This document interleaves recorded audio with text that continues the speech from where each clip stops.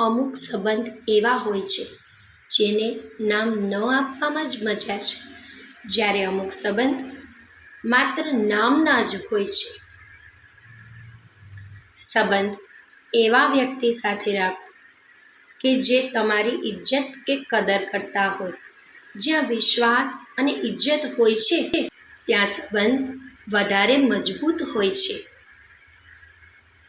એ લોકો ક્યારેય તમારી કદર નહીં કરે જે માત્ર સ્વાર્થ માટે જ સંબંધ રાખતા હોય છે. જે સંબંધમાં તમારી હાજરીથી ફરક ન પડતો હોય ને, ત્યાંથી હસતા હસતા ચાલ્યા જવામાં જ બધાની ભલાઈ હોય છે. કોઈ પણ સંબંધમાં ત્યાં સુધી જ નમવું જોઈએ જ્યાં સુધી સંબંધમાં માન અને મનમાં આત્મસન્માન બન્યું રહે. સંબંધ તોડવો તો ન જ જોઈએ, પણ જ્યાં કદર ન હોય ને ત્યાં સંબંધને નિભાવવો પણ ન જોઈએ.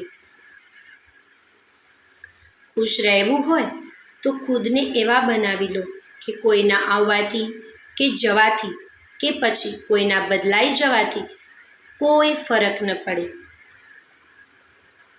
જો એ તમને સાંભળતા નથી ને, તો તમે તમારા શબ્દ અને લાગણી વ્યર્થ કરી રહ્યા છો.